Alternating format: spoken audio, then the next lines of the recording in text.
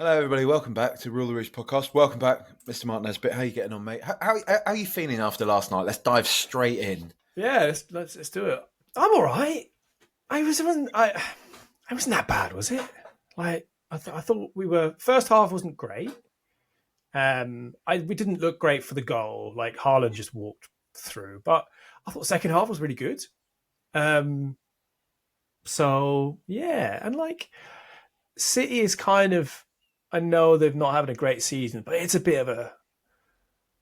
It's a bit of a like whatever game, isn't it? If you win it, brilliant, and all the memes, about us always beating City and all that sort of stuff. But if you lose, like if you're losing to City, and we didn't lose horribly.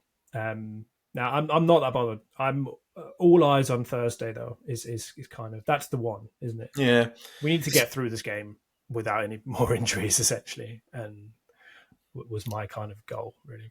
I think the main thing for me is it was just a bit annoying. Like it was a bit annoying, mainly because it looked like we were starting to turn a bit of a corner, and this was like another test, if you know what I mean. Like it was a test to see how we would do against a top side, and I think actually even when I lay it out like that, we actually did all right. Like we don't have a right to beat Manchester City, do we? And I know this provokes the fans like you that don't have any ambition and all that type of thing, but. Manchester City are an incredible side. They spent however many millions of pounds in January bringing in players like Mamouche, who looked really good last night, Doku, who they only signed, in the summer or the summer before for a lot of money. They're a good side. Like they've got incredible players. They've got Haaland, who's one of them, going to probably go down as one of the greatest strikers, at least in terms of numbers of all time. We've got no right to beat them. It's just kind of... It's just annoying to have momentum stopped in a way, isn't it? When you've started to claw your way back out of the doldrums, right? Yeah, no, absolutely, and also, doubly annoying because we have to sit on this defeat for a week now. But yeah, I mean, we were on a good. You're right, we were on a good run in the league and so on, and yeah, it's like it's annoying, and especially because I don't know what you think, but I actually thought we played pretty well for large parts of the game. Like I said, especially second half though. I think Second half, yeah. I think once he made his changes, I thought I thought Son was really good when he came on. Kulusevski did all right, but he's tired. But yeah, I'm maybe I'm just like, I don't know, maybe I'm blocking it out, but I feel weirdly not as annoyed as I thought I would about the whole thing. I think as well because I think they were like he made a few. I was a bit annoyed when I saw the lineup. If I'm honest with you, I wasn't expecting to not play Spence. I thought that was a mistake, but then we don't know. He might have been tired. He might have, or Ange might, absolutely wanted to save him and for AZ on later next week. We don't fully know. But I thought that was a problem, and we didn't look great for it in the beginning. I thought Spence was bright when he came on, but. I don't know, man. Like it would have been good, like especially because a few other the teams sort of that we need, like Arsenal drew, which is fine. So maybe that helps as well. Definitely helps a bit, doesn't it? I just don't feel that terrible about it. It was annoying that United won and they closed the gap on us. But yeah, I feel okay. I'm pretty chill about it. Like the league is gone for as far as I'm concerned, right? Like if we could get into the top half of the table, I think that's brilliant. But I'm all about the Europa League now. That has to be the focus now. Do you think we'll have any? We're obviously putting all our eggs in the Europa League basket, and I'm for that to a certain degree. Like I'd love to win it. It'd be an absolutely historic season for us. We've not won anything for 17 years, and to come and win a Europa League would be pretty incredible, wouldn't it? But do you think if we don't qualify for Europe next season, and I know people hate the Conference League, I know a lot of people even hate the Europa League, and people I think people have a tendency of fetishizing a season without Europe a bit, as in like, oh, that'll be really good because then we can concentrate on the league. What, winning the Premier League? I mean, it's come on, you know. And I just, we're going to have a lot of players who aren't getting a lot of minutes next year if we don't have European football. I guess we'll have the domestic cups, hopefully, but I just think Spurs should always be in Europe, really. We're a club of that size. We should always be in some form of European competition, right? Can we really throw the league as sort of... I mean, I've said it myself on here before. No, I think you're right. I don't think we can. But that's not what I mean. We certainly can't throw the league. I maintain, and I get stick for this, I maintain that the league always has to be our primary our primary goal, not like you said with the intent of winning it. I think we're a good few seasons away from that, and a lot of things need to happen to the other big sides in this league. So you're saying the league position, there's a chance. No, but the league position is the best indicator of where you are as a team. Like where, how have you developed through the season? How have you gone about your business? Cups are great, but I go back to it. West Ham won the Conference League, and like no one talks about it. They probably do though, don't they? Which is, I know, they probably do, but like we don't ever when West Ham beat Arsenal the other day, that's a bigger deal. Now I know it's more frequent. It's not more recent. I think maybe I'm making a weird point here, but like my point is that cups are great, and I would fucking love to win the Conference League. I'd love to win the League Cup. I will take anything. But if you want to look at where are you as a football club, I think if you can consistently be above or be in a good position in the league and be above what you would see as your peers, and I'd say we're top six at the moment, but. Or we should be top six, but I think that's a better indicator of it because it's consistency, right? You need to have consistency. It's all that's what it's about to show success and to show progress. Cups, a lot of it comes down to luck or who performs on the day, who turns up, who's got the right mentality and all that sort of stuff, which are important things, but they can be fleeting. I'm all about league positions, and not just to get top four, and top fours are everything. That's the meme, and not even for the money of getting into the Champions League, but you look a bit like a thin version of that man from that meme, actually, Mark. The top fours. Which one? Top fours are everything. Yeah. Do you know what I realised? My fucking forehead is massive these days. Yes, it's mine a bit though. I think it's mine's way worse, mate. What is it? They say, when you get to a certain age, mate, it takes longer to wash your face. It's bad. It's bad. It's just how we got onto your forehead? Look, I get what you're saying. Tell me I look like that guy with a big forehead. No, he hasn't got a big forehead. He's just a I'm guy with a big beard. I'm thinking of the guy with I know who you talk about now. I don't know what I thought about the guy from the History Channel meme Aliens.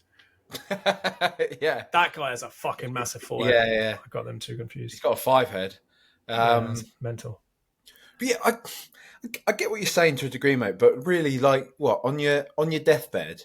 Are you going to be sitting there thinking, "Oh, I'm happy about all those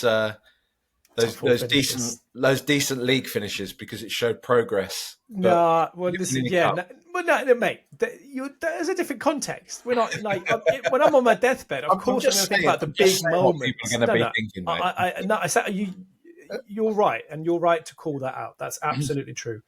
But in the context of every year when you sit down and you take stock of what have you done this year as a football club and would you deem this year successful, in my opinion, the league position is a better indicator of where you are as a football club and a better measure of success over the course of a season.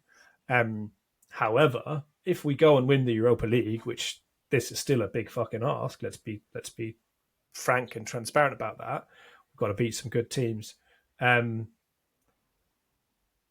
that's what I'll remember on my deathbed. Of course, if we go and win that, not that we got second in 16, 17 or whatever. Do you know what I mean? Like that stuff is good, but it's different context.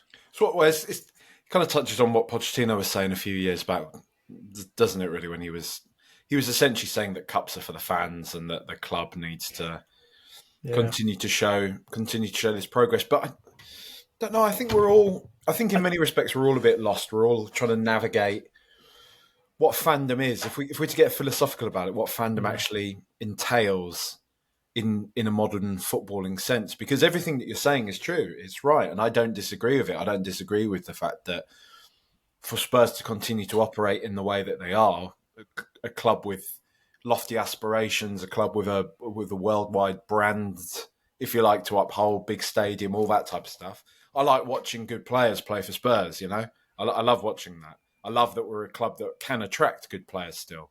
That even if he was a little bit on the fence, we can still say to somebody like Mathis Tell, come and play for us, because we've got a massive stadium. We're in London. We're a huge club still. I know everyone makes fun of us a bit, but we're still a big club. And all of those things are possible because really, over the past 10, 15 years, we've finished consistently high up in the Premier League. We've not won anything for 17 years, yet we're miles bigger than Wigan, who have won an FA Cup in that time, miles bigger than Portsmouth, who have won an FA Cup in that time. Where are those clubs? But at the same time, they've got that memory. Wigan fans have got that memory of going to Wembley and beating Manchester City in a final, defying the odds and getting it. And I think Spurs, we need that balance a bit, don't we? We need that balance because I think what we are in danger of falling into, is simply being a business. And I kind of feel like that's being highlighted even more by the press now. It's constantly, Spurs are a well-run club, but they're not really a sporting institution anymore. And that's quite sad. It's quite sad to sort of hear that of a club that is still one of the most successful clubs in English history. But I don't know. I mean, how much, just whilst we're on this, because it's completely deviating from sort of last night and everything, but how much do you actually blame the club for that? Because I spout off on here. I talk about Daniel Levy, it kind of the directive coming from the top, them not really having lofty sporting ambitions, and that obviously must bleed through and everything. But a lot of people will say on the other side, well, Spurs have consistently punched above their weight. Spurs have been really well run. They adopted, not as strongly as some other clubs, but still, they adopted a certain data-like approach to their signings, to their acquisitions.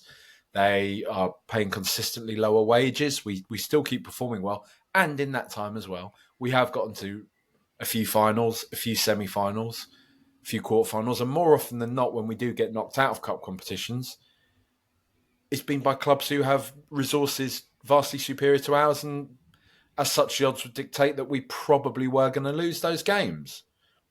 I mean, to wrap that up into sort of more of a question, I mean, do you blame the club? Do you have sympathy for the club for our lack of success, if you like, a lack of, shall we say, trophied success for nearly 2 decades now?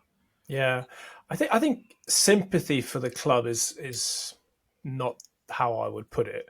I have sympathy and empathy for Ange and for the players in terms of this season, certainly in terms of the injuries that because that really derailed the entire season, and this season went out the window the second we couldn't field, essentially a first 11 of first team players. So I have sympathy for that. I have some sympathy for the people behind the planning of this season inside the club, because their work was also derailed. The likes of Mon and Langer and his team, their teams, because I think they've gotten some undue stick this year as well, and they're new in role as well. So I have sympathy for those people. I don't have sympathy for Levy as the best paid chairman in the modern game. So, or certainly in this country. But I do, and I guess my criticism of those guys, and I'm starting to sort of, I wouldn't say I'm turning on them, but I'm definitely like, I think there's some legitimate criticisms that are being leveled at Levy and his board, his close advisors, because I think he needs to think about who does he kind of surround himself with. I think he's getting potentially not the right advice anymore. Potentially he was getting the right advice as we were building, as we were growing the club and growing the foundations of the club into what it is today. But I don't know if those are the right people to have around him anymore, because I think our communication's still rotten. I don't think we hear enough from him or the people around him. I think we allow Ange to do all of our talking. There's been bits and bobs of Lange, which is good, and I enjoy hearing from him and listening to him on sort of the more of the sort of long range planning and the strategy and all that sort of stuff. But those are the criticisms, like the strategy and the long range planning. That's where we need to start seeing the club probably behave slightly differently. I love our recruitment tactic of young talent at the moment, because we just seem to be getting hitters. Like, obviously Gray and Burwell are the most sort of obvious examples, but we've got Luka Vuskovic coming later this year at some point. It's not 100% clear when he's coming actually, but he's got 7 goals in the Jupiler Pro League as an 18-year-old centre back, which is insane. One of them like this mad bicycle kick as well. Yeah, it's not just like headers. He's like, the guy can play football. It's next level. We've got Yang out on loan at QPR. He's doing bits there. They love him already. And we're doing some really, really shrewd recruiting. But what we're not doing is this, and this is all great, but this is for the future. And what we need is a little bit more sort of for the now. I can absolutely sympathize again more with Ange and the players on the kind of, the injuries, but I think this summer will be quite crucial in how many people sort of determine their stance on Levy and the sort of the leadership, the board, because we do need the wages thing is going to be a problem at some point, because you could argue that it's potentially hurting our chances a little bit, that we're not paying good enough wages to attract the top talent, or we're just not paying enough for the players we have at the club. There's a few that need to be put on bigger contracts for us to keep them and keep them happy. But also, if we want elite level players to come in and make an immediate impact and bring experience and bring aura, then we need to start paying higher wages.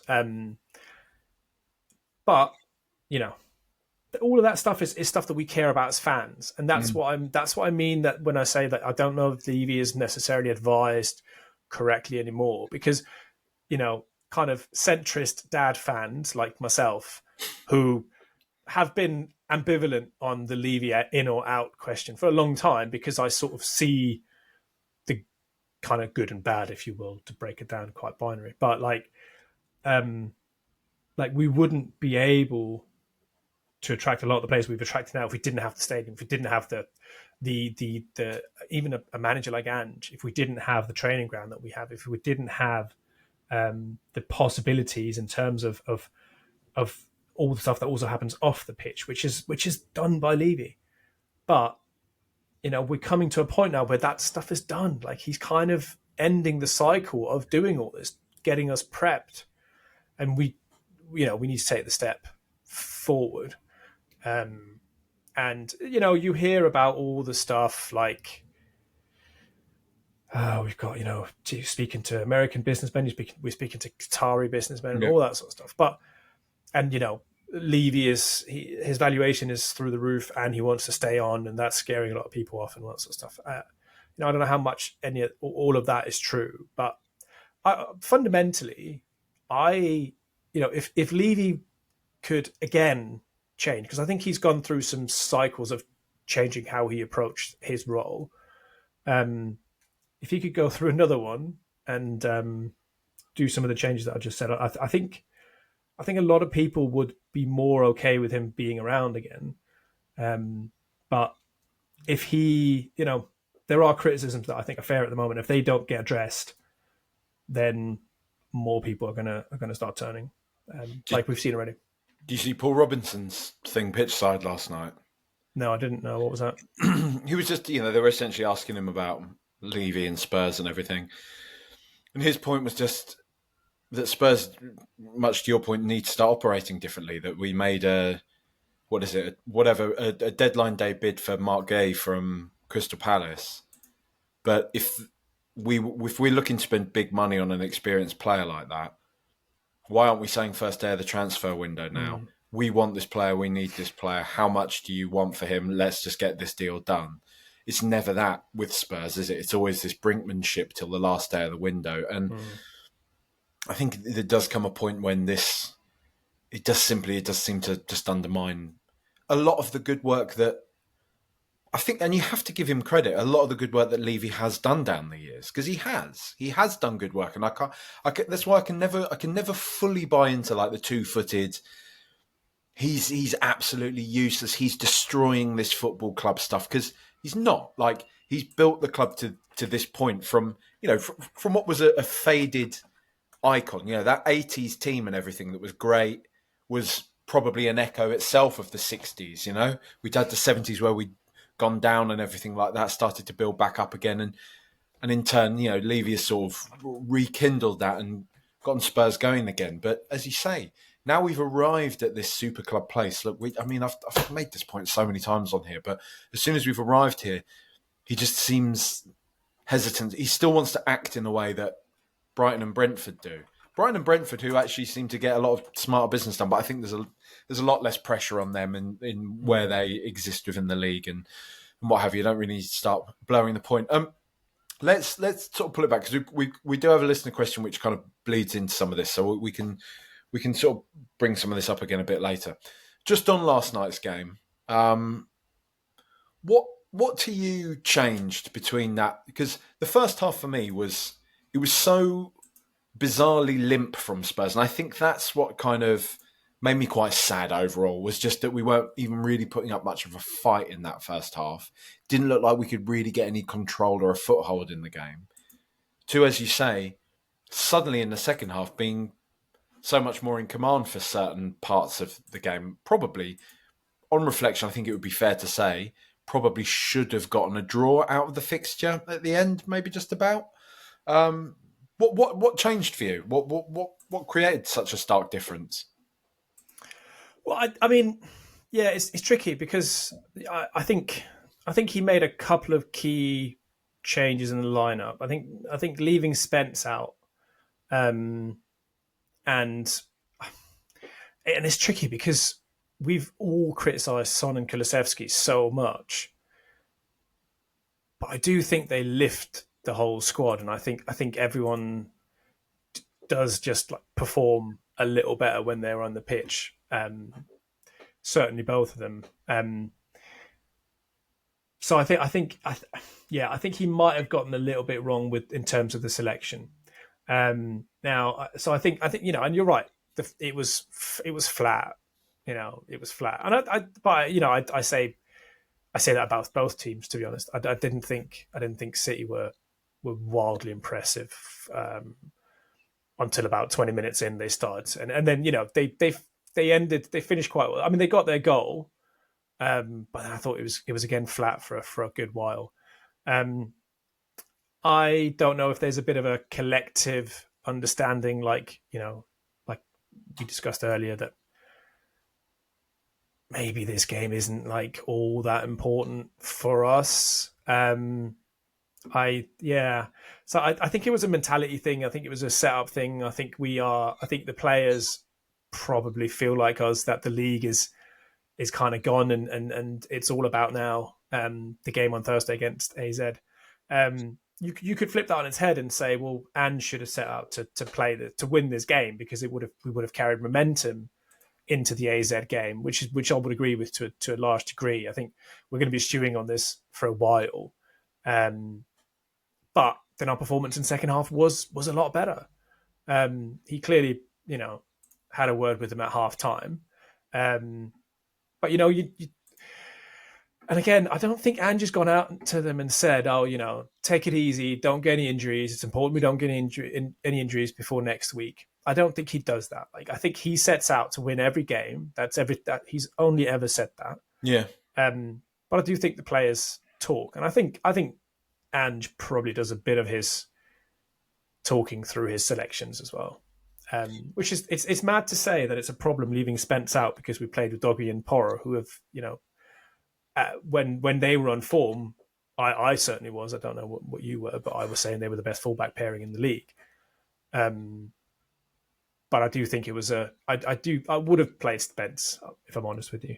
My head was on Mars. I'm not gonna lie. I was so fuming. I was fuming that he dropped Spence. I was absolutely livid. And I don't even really buy. I got a lot of, when I was kind of complaining about it on Twitter, I got a lot of, you complained the other week that he doesn't rest players or that players aren't getting any rest. And now when he is resting, he's 24 years old. He's not played the full 19 games, but he's featured in 19 games this season. Like, footballers play football. I get it. Like, I get that our players in particular have been kind of run into the ground in some respects because of injury crises and what have you. But this kind of cotton wool approach to every single player needs a rest because we've actually got a game in, what is it? Well, now 7 days time, 8 days time last night, which I kept saying 10 days for some reason. I don't know why. And everyone was picking me up on it. Actually, it's in 8 days. I don't know. I was really annoyed, and I've thought, because the point I wanted to make is I wanted to see if there's anything more to it than just simply I thought we looked better the second Djed Spence came on. I really do think the lad has that much of an aura, and I just think he's that good. You lot were comparing him to Gareth Bale the other day on the Fighting Cock, and I don't overly disagree. That kind of young version of Bale that was just so marauding and seemed just like a perfect player. I really find it hard to see any flaws in Djed Spence's game for his position. I don't know. He's unbelievable, and I just thought it was a really bizarre decision. And if I'm being uncharitable to Ange Postecoglou, my intrusive thought, I can't help but feel, just given his comments the other week about like how he motivates Djed Spence by kind of negging him, basically. There's that little bit of me that just wonders if Ange was slightly motivated last night by this kid's getting a bit too popular at the moment. Like, he's kind of, the world's at his feet. Everyone's kind of kissing his ass at the moment. Maybe I need to clip those wings a little bit. I don't know. That's my, like I say, that's me having an intrusive thought on that. Like that's kind of, I think that's what was nudging me in the back of the head when I was complaining about it. I think what was nudging you is your tinfoil hat there, mate. It's yeah. I mean, who knows what he's thinking, right? I think what's telling is that he wasn't the only. I think it was a little bit of a message, and I don't know if I think it's a positive message, but I think he took off, he rested Son, Kulusevski, and Spence for this game. Three very important players for us. Spence, easily the most informed player, could go down as the player of the season for us. Kulusevski had a good start, but he's knackered. So it was strange. I didn't see it coming when we did the preview. I even said Spence is, him, Vicario are the two undroppables. Like, you have to play them every game. But and then Gray and Danso picked themselves as well because they're the only centre backs we have. But yeah, I really love Danso, mate. I think we should talk about him because he's doing really well. Let's not get overly excited, but like he's doing really well. And I think he gets caught out of position a little bit. I will say it, mate. I will happily say it. Go on. I would be sad if Romero came straight back into the side and Danso got dropped as a result. See, now that's tricky to me because I'm a big, and this people don't like when I say this, but Romero is like is the man. Like he's easily our best centre back. Everyone's going, oh, Van de Ven. Like Romero is just like an elite. He's a step above everyone else at the club. I mean, he's one of the best centre backs in the world. On his day, he can't fucking stay fit. Someone said he's missed 76 games in his or like mid or high 70s in terms of his games that he's missed for us as a player, which is an insane amount of games. So I mean, that's a problem. You're taking a Madrid bid for him, right? This summer, though. If it's the right money, if it's I mean, we need 8 mil. What's he got though? He's only got a couple of years left in his contract, hasn't he? Yeah, I think 2 or 3. And he's absolutely not signing a new contract at Spurs. Well, you never know. If we stick him on 200 grand and say to him, well, I mean, look, you can, just because you got a new contract doesn't mean we won't entertain offers for you. But you are very important to us. So us putting you on a new contract just means that we're securing our investment and please take it. We're going to pay you handsomely. These clubs will still be able to come and talk to us. We're not going to. They might even put a release clause in there or something. I don't like Cunha wouldn't have signed a new contract with Wolves if they hadn't given him some assurances that if a massive club came, they would entertain a conversation. But no, you're right. Danso was brilliant. I put some quick stats in one of he had the highest pass amount of any of our players on the pitch. That's mad. A lot of our play comes through our centre backs, but the highest pass number. He had the second highest pass completion percentage, which is amazing given the high volume of passes. Second highest passes into the final third for us. So that says a lot about his involvement in all phases. Who was first? Was it Gray? Maddison. Wow. Okay. Wow. So yeah, Gray only had half of the passes into the final third. Maddison had 9, and Danso had 6. Yeah. And he also had two of our 4 total shots on target were Danso as well. So mate, like he's brilliant. I love the guy. He's a complete psycho, obviously. Like why are you doing all that attacking work as a centre back? But like I'm for it. It's the way Ange plays football, right? Like and yeah, I thought he was good defensively. He was a threat going forward. He's just got the right mentality. Like works his arse off, and has slotted in completely seamlessly. So yeah, like I agree with you. He definitely needs more time. Even when we get Van de Ven and Romero back, he needs to be given opportunities still, and not just be rolled out for like the League Cup or whatever. But I also think he will. Like both Van de Ven and Romero are coming back from long layoffs, so they will need to be kind of gently reintroduced. I think Wilson Odobert was pretty tasty last night as well, wasn't he? Yeah, I like Odobert. I think it's tricky because when you like, because he's been with us for a little while now, but we haven't really seen him. I feel like we sort of lost sight of him a little bit. We got very excited about Mikey Moore and all this kind of stuff. And I think Ange is working with Odobert in the right way. Like he appreciates that he's had a tough time with injuries, because it would be easy for him to just start playing Mikey Moore and then bring Odobert on as a third option. But he's pushing Odobert, and that says a lot about Odobert and Ange's belief in him.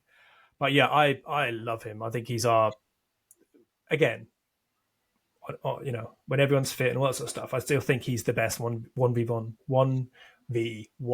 option we have in our squad. He's just a naturally gifted footballer, really good at creating space between himself and opposing players, fullbacks to centre backs. Still has development areas, but he's 19. Yeah, like we forget how young he is. I think because he's been, he's had how many full seasons with Burnley at senior level? Do you know what I mean? He's been in the game for so long already, and yeah, his final ball needs a bit of work. He needs to sort of learn maybe when to release it. He's kind of got that habit a lot of young, kind of exciting wingers do, where they cling on to possession a bit too long and try to beat one too many people. But he is really exciting. I think he looks really good. And I was probably scoffing a bit when people were saying a few weeks back, oh, we really miss Wilson Odegaard. And I thought, look, we don't even know who he is yet. Like you can't miss somebody that's not been a part of the team. But I get the point. Like a player of that sort of profile, it was suddenly it was really nice to have that level of dynamism in the final third. And I'm really conscious. I sort of stopped myself there because I'm conscious of seeming like I'm slagging off Sonny, but I think we can. I mean, we're at a place now, where we can kind of agree that he's not quite the player he once was, and we can talk about whether or not that's a result of him needing more rest, more time to recuperate, and I'm pretty sure that is a factor. But ultimately, he's getting older, right? Like you say, Odegaard's 19. He's a spring chicken. He's got years in his legs still to go. Where do you stand on Brennan Johnson, actually? Because I think that's probably I mean, he scores and assists loads, right? Yeah. I see.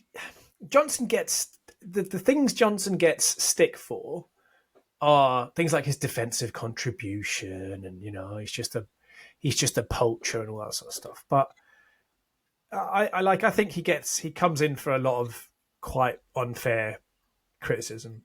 I didn't, I thought he did okay yesterday with whatever sort of scraps he had to feed off. He didn't massively impress. I mean, he didn't really get in the box very much. But then our attack was quite lopsided towards the left side. You saw Odegaard entering the box a lot more.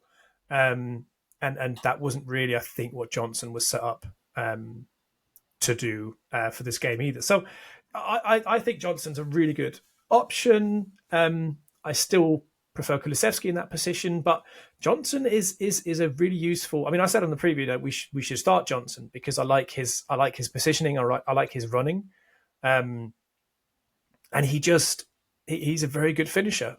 I think his finishing is underrated. He's a very good first time finisher, but and what do you want from your wingers? Do you want your wingers to be constantly bombing up and down the wing? That's not what they need to do in this system because we've got that's part of the fullback's role. The wingers are supposed to be wide to stretch the pitch, and to either enter the box and be available for scoring opportunities, or do the opposite, stretch play, take to the byline, cut back, or cross. And I think he does those things really well. I mean, his numbers are great. So yeah, I think people that criticize him, I don't know. I think he's a bit lazy, if I'm honest with you. Because he does what he's asked to do. And if anything, I mean, I think if you look at where he played for previous clubs, I think he was probably more comfortable playing slightly different roles, slightly different positions. But he's doing what he's asked to do, and I think he does it really well. If you were given 60 mil to spend again, though, knowing what you know of Brennan Johnson, are you still buying him, Mark, or are you putting that money elsewhere? I did think 60 mil was a lot at the time. I'll be honest with you. I was like, "Oh, you weasel!" It's probably like 10 mil more than I think he's probably. But listen, players are worth the amount that clubs are willing to pay for them. Exactly. Yeah. No, listen, he scores fucking bags of goals. No one, I know he's not in his double digits, but no one is. So yeah. Do you think there's something in it? Do you take heart from the fact that I think we're the only club with, is it 3 or 4 players who are in double figures for goal contributions in the Premier League this year? I think we've got it's 4 or 5, isn't it? I think even Sarr is pushing it. You can look at it 2 ways, can't you?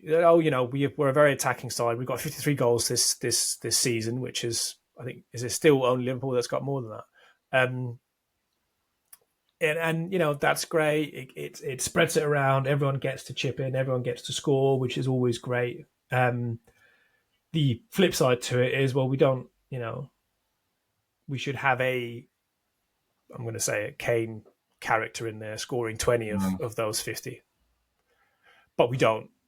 And then is it luck that everyone else, or is it just the way we play? And I will err on the side of positivity and harmony, and say that the way Ange sets up to play is good for a side that wants to score goals, because everyone is allowed, is the wrong way to put it, but everyone is welcome to chip in.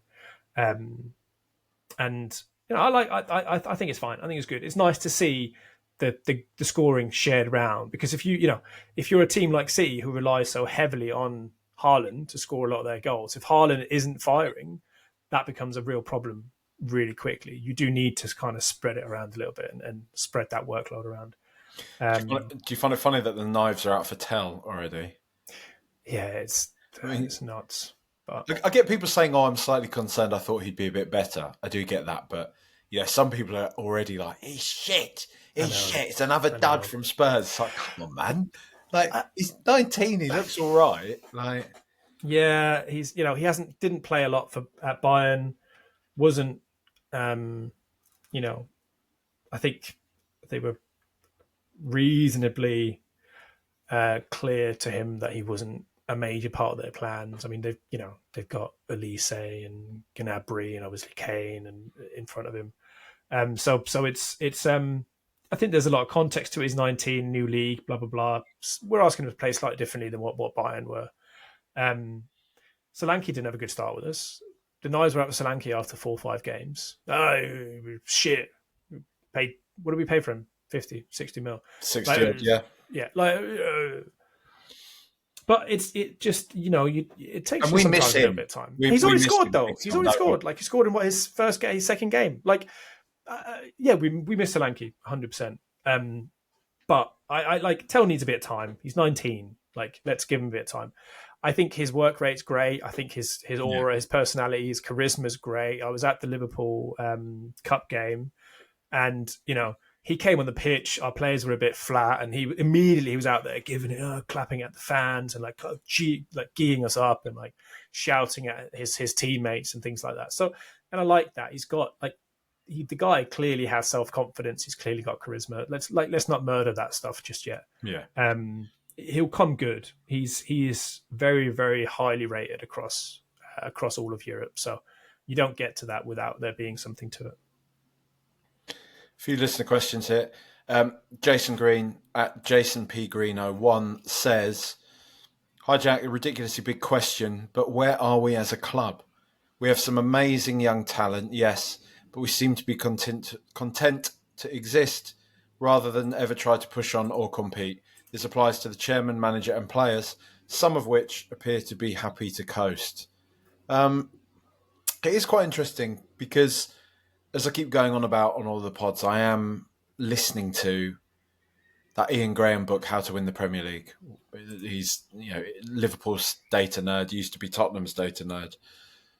And it's a very compelling argument for a more data-led approach, at least for clubs to consider more a data approach when they're either signing players. It's mostly about signing players and signing sort of players that will fit into the profile of the manager, the club, the system, all that type of stuff. But the thing that really he can't circumnavigate from the book, and I don't think he really tries to, is essentially that despite all of their careful planning and their hard work and their bit by bit progress, to get the project over the line, they ultimately had to spend loads of money on Van Dijk and Alisson. Like they had to do that.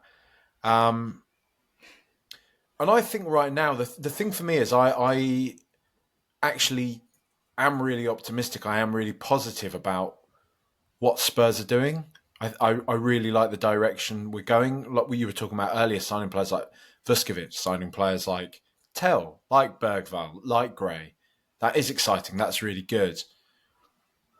The players for now, or the players that, say, give it another 2 years, and all this current crop of players are suddenly in a position where we're looking really good. We're knocking on the door of the top 4 again. We're going deep into cup competitions. The hesitation for me in terms of getting really overly optimistic and really happy about it is always going to be, is Daniel Levy going to pull the trigger and bring in like a massive player that's maybe required to just get success over the line when we need to? And I say we have enough of a sample size now to say, no, he won't. He won't do that. And so my sort of point to Jason's question is that I think that the problem for me is that I think we're now in a place where maybe that message has started to filter down just because people know this themselves. There's enough people talking about this. We've seen enough cycles at Spurs repeat, really, where if there is a sense that certain players are coasting or maybe certain people aren't going to push on harder at Spurs, it's because maybe they know that ultimately maybe somebody like Kulusevski probably knows that I need to keep putting in the work because somebody like Pep likes me, and hopefully when De Bruyne retires or goes to LA or whatever, maybe Pep will come in for me. I don't know if you saw Pep was talking to Djed Spence at the end of yesterday's game as well. He was talking about Spurs saying to him, like, you run too much. Stop running at my players. Like, you make us work too hard. Something like that. You, Kulusevski, all these boys, like, you always keep running at us. You're like Liverpool. Which was it's quite a nice thing to hear. But it's obviously him softly tapping up one of our players a bit, isn't it? He does that though, doesn't he? He loves it. It's what he does. But watch him. He just fucking does it every game. He plays against a good team. He goes over and talks to the opposition players before he even talks to his own. What do you think to sort of to Jason's question though, mate? I mean, do you think I'm being, because the thing is, I'm optimistic. I'm optimistic that the Spurs are gonna be a good functioning team again in a few years, and I think we're going to have some fun. And I think if we get lucky, and it probably will take a bit of luck, if we get lucky, we might win a couple of cups along the way. But in terms of being a serious, massive, doing what Liverpool are doing now, doing what Arsenal have nearly done, could maybe do again, I don't see us doing that unless we change our approach, which is great. Like I say, doing this progressive model is fine. But also, if in, like you say there, if in 2-3 years' time, like Arsenal are in now, the situation they find themselves in, we are just like, we need a 20, 30 goal a season striker. And Gyökeres, however you pronounce it, is still banging them in at Sporting and nobody's bought him yet. Are we going to drop that 100 mil on him? You know? I don't know. Yeah. I don't think we will. What do you reckon? No, I think you're probably right. I think, like you said, we've got some history there to look back on and sort of draw our conclusions from. And yeah, I mean, it goes back to what I said earlier. I do think there's some questions that are now becoming more and more, that are becoming louder, that are becoming more legitimate on what is actually Daniel Levy and his advisors, like footballing vision for the club. You know, they'll say probably what they said when they hired Ange, you know, we've got our Tottenham back and this is what we want to do in the top 4 and all that sort of stuff. But, that's fine in terms of like a mission statement. What are you actually doing? Like, how are you getting to that? That's kind of, we need to get to the nitty gritty. And also because there's, what else are we focusing on from a footballing perspective? And that's again, and I think Jason is touched on it there. We're happy just existing. Levy and the people around him will point to all the things we're doing as a club, like holistically. Yeah. All the stuff we're doing with events and how we're building a brand. There's a lot of noise in the media now about us wanting to be called Tottenham Hotspur or Tottenham Hotspur FC or whatever, and never just Tottenham. There is a lot of work going on the club to build a brand and to build, and Levy will say that that's to build the foundation for us to push on as a football club and, achieve sporting excellence and all that sort of stuff. But we're not really seeing it as fans. And that's kind of what we're starting to scratch our heads at a little bit, is what is all this for? If it isn't for us to win stuff, which is ultimately what we want as fans. We want the glory. We want to be able to have these moments where we get together with our mates and all that sort of stuff. And and that is what, I think the criticisms, and certainly that's where I'm starting to be with Levy, is he needs to start to understand that. I don't hate that we're going to have Kendrick Lamar at the stadium. I don't hate that Beyonce's going back. I don't even hate the Formula One. I don't give it, like, that stuff. Doesn't take time away from Levy to focus on Mon and Langer and all those people to focus on the football. It doesn't. It might annoy you as a fan, but it doesn't mean that we're not going to go. It doesn't mean we don't have time, or Langer doesn't have time to spend with the scouting department on finding that elite number 6 that most fans think we need in the summer. It just doesn't. All it does is it makes us more money, and that's brilliant. But the focus needs to be, from the club as a whole, about the football and the footballing sort of the results.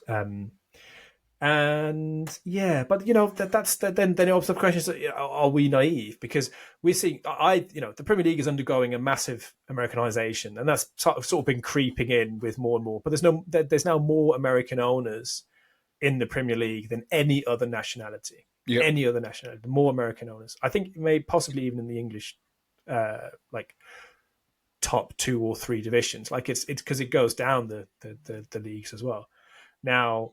And those guys are bringing change. Some of it is quite subtle, but other changes aren't. We're a perfect example. We might even be the most overt example of the Americanization of the Premier League and football in this country.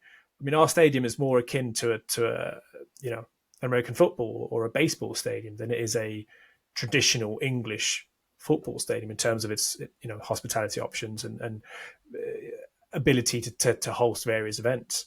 And again, it does feel like, if I can try and kind of separate myself from being a fan and just look at it from the outside, it's very shrewd from a business point of view.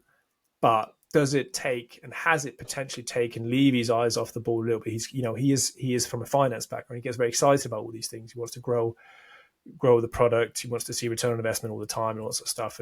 And investing that return back into the club is something he talks about, but it's, we want to see it done in the right way. But crucially, again, the 2 biggest problems for me is the communication around their strategy and the direction we're going in, and, like you said, taking that step and really going all out on some big investments, because we have the money. Yes, it would be great to have a large, extremely wealthy, like insanely wealthy new owner who was happy to pour all their own money in. But that part of the game is also changing. And I'm not going to say we don't need it, but we have an extremely good commercial foundation to operate from. We do have the money. Levy just needs to spend it. I think it's everything you outlined there is very, it's very salient. It's all very succinct, and I don't care about the being events in days when the stadium is otherwise sat there empty. An echoing, echoing bowl. Like, it means nothing to me that Kendrick Lamar plays there. I actually think it's quite cool. I quite like that, but that's whatever. I get there. Everybody's a bit different. Everyone's got different. I don't even think it's a matter of taste. But I think the frustration often comes from the fact that we still seem to operate in much the same way, right? Like, we were told, kind of building the stadium, being able to generate additional revenue is going to be game changing. That's the the phrase, isn't it? The game changing stadium. Yet we are still paying low wages. We are still not splashing the money on big transfers. And it might be basic, but every now and again people love a big transfer. It is exciting. And like I say, as I was working out the other day, the last big kind of flashy transfer we really made was Gareth Bale on loan in lockdown. So I think we just need a few more endorphin hits. Just give us that. Just give us a trophy and give us a big signing. We're simple creatures. That's all we want. Did you ever like The Sopranos, Mark? Oh, now you're going to catch me out. See, I haven't watched the whole thing. I've watched parts of it. Do you know Artie Bucco? No, The bald no idea what that means. chef guy. It's his wife. That's what she always calls him, Artie, when she calls across the restaurant for him. Well, Paxton Road Original, who has a picture of Artie Bucco at Bosto. He's essentially, so he said, Ange dropped arguably our best three players against City to go full strength against Ipswich and AZ. And then he's essentially making the point that there's a level of hypocrisy to how Ange went for the fans last year, for being conflicted essentially about maybe winning a dead rubber and handing Arsenal the Premier League, and to his actions towards this game this season. Do you think there's anything in that at all? Well, I think it's an interesting point, because it did feel, and like I've already said, it did feel a little bit like he was resting players and maybe thought this game is, if we lose, it's not the end of the world. If we win, great, but yeah. So I see where Paxton Road Original is coming from. I don't think you would never ever ever get Ange to admit that he didn't want to win this game, that he didn't set out to with the best players that he could possibly imagine. He'll have explanations for all of it, and we don't know if Spence, if his numbers in training have started like dropping a little bit. Is his body tired, because he has played a lot of games recently, and he's played full games and all that sort of stuff. So we don't really know. We know Kulusevski and Son have played more games than anyone else, but then so is Gray. He's just forced to play Gray all the time. So I think I don't want to. I want to err on the side of I think Ange knew what he was doing, and needed to give these players a rest, rather than all the other sort of side of it. I'm coming around. I think Ange is actually pretty. I don't know. I feel like Ange is quite sort of straightforward. I don't like. I'm starting to think less, or put less kind of emphasis, and start to turn every stone with Ange these days. And not because I trust the man absolutely 100%, but I just feel like most of his decisions, because he's so unflappable and just doesn't change his mind on his beliefs and his approach to the game, I think that feeds through to everything he does. That might make me, I'm not an Ange, disciple, but that's just how it strikes me that that's how he plays. Just a couple more, Mark. I won't take much more of your time. It's quite nice questions to end the pod on. Order est are here, at Peter CL, and then lots of numbers. Should Porro now be considered second choice right back to Spence, especially in big games? His defending is horrendous. I know Porro's very tired. I mean, I assume he is anyway, because he's played a hell of a lot of football. But his levels have dropped, haven't they, this season? Like, he's so bad, and we seem to get exploited every single time he's on the pitch down that right-hand side. Where do you stand on the whole, it's Ange telling him to do it versus it's him just being a bad defender? I'm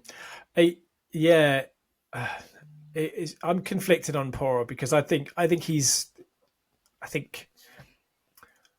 Porro puts himself out there. He never ever hides in a game. Yep. He's always gives 110%. I think sometimes if you're not necessarily physically able to perform at the levels that you sort of are known to, when you still have that approach that you're not scared, he'll take stupid shots. He gets caught out of position. He loses possession loads, all that sort of stuff. But I will agree his levels have dropped this season. But all you have to do is look at his winger out on that right in Kulusevski, and his levels have dropped massively. I mean, from being easily the most in form and easily the best player in the squad earlier in the season, and for large parts last season, he's just not at that stage yet. So I think that's. But whereas Kulusevski, again, I like I said, I saw him against Liverpool. He wasn't good in that game, but he also didn't come over to really applaud the fans. He just sort of like skulked down the tunnel. Whereas Porro doesn't do any of that. And I think the players that don't shy away from putting themselves in the limelight and in the spotlight, they do get a harder, like a worse ride. So yeah, and like I'm not gonna be annoying and be contrarian and sit here and makes a change, Mark. And so yeah, I know. I'm growing. I'm healing, Jack, as a person. Got personal development. What's that? But well, I'm just becoming. I'm trying to not be annoying all the time. But it's hard for me. Someone who's so inherently just annoying. I feel you. Don't worry. Enough about that. But no, his stats have dropped this season. He is not as involved as he was in the past. So yeah. But I think let's not judge really. It's hard to judge anyone with the season we've had, like specifically. But I think the question was: is Spence now? Is Porro second choice to Spence right now? Yeah, absolutely. But I think Udogie is as well. Like Spence is the best right back and the best left back we have at the club right now. But it's form. It's form. He's in a good moment. Udogie's coming back from long-term like surgery. Porro's been played like completely outplayed. Yeah. Outplayed. He's been overplayed. He's been overused. Spence hasn't been overused to the same. Has still got more in the tank, and he's in a good moment. But yes, on current form, Spence is the best fullback in both positions at the club right now, like easily. Just to follow up from because Jason, who asked the question, he said that he's actually lived in Denmark back and forth for 10 years as well. So Mark will be happy. Just letting you know that. There you go. Who said that? Sorry, Jason, who answered the question to first. Oh, amazing. Yeah. Oh, you can chat to him afterwards. DM. Yeah. You can do Danish DMs afterwards. Well, I mean, I could try. He doesn't need to speak Danish though. If he speaks English, when I was there, mate, it's the same as Iceland though. Most like Scandinavian people have a better grasp on the English language than your average English person, to be honest. And I mean that. I actually mean that genuinely. Carl Anthony Towns enjoyer, which is quite funny. Tony_forever says winning the Europa League will not be easy. What do you guys think Spurs' chances really are to win it all? And what does the team look like next season if they do not know Europe in a mid-table finish? Winning Europa League isn't going to be easy, but I still kind of maintain that if we act seriously, if we act like a proper football team for a bit, if we get our shit together for a while, we're the best team in that competition, really. I just wouldn't want to face Manchester United in the final. That's what I'm going to say. How about you, Mark? I think I feel better about it. We have bad track records against Spanish teams, so there's two teams I don't want to meet in the final, and that's Lazio and Bilbao, Athletic Club de Bilbao.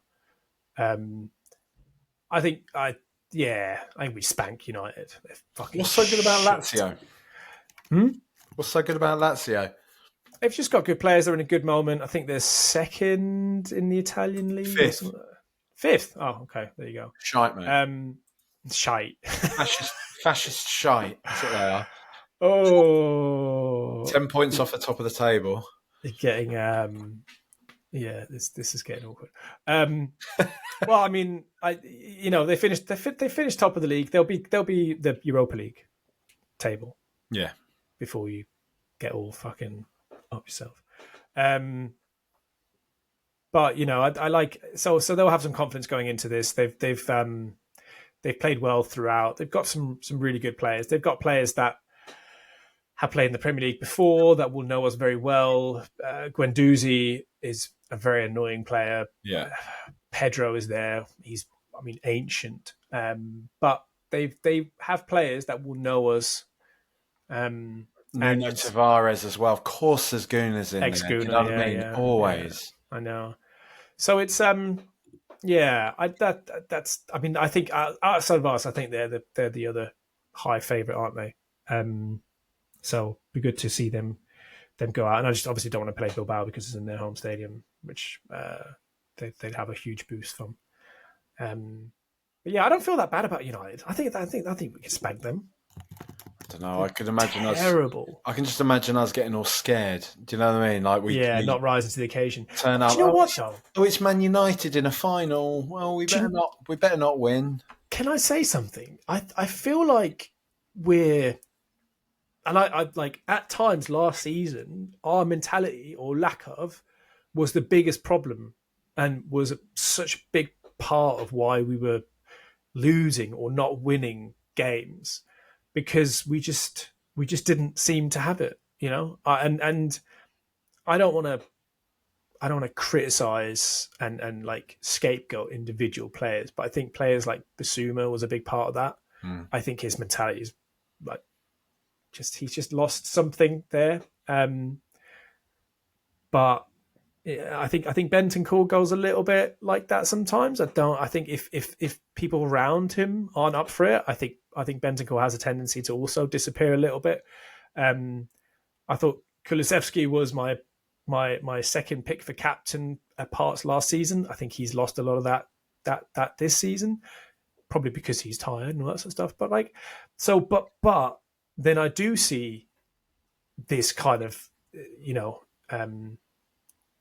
just inherent confidence and elite mentality in some of these kids that we've coming through now. Like Burville in midfield does not look phased. Gray looks like a monster. Yeah. Like we've got some players now in the most unlikely of names that and you mentioned Tell earlier, like fantastic in terms of I feel like already his sort of mental kind of where he is in terms of mentality. Odebear when he comes on always looks bright. We need a bit of steel, we need a bit of experience to lead all these, but I don't feel like we've got the same lack of like mentality as we had at times throughout last season. Potentially going through this really tricky injury period has done something to our mentality as well, but in a good way, I mean.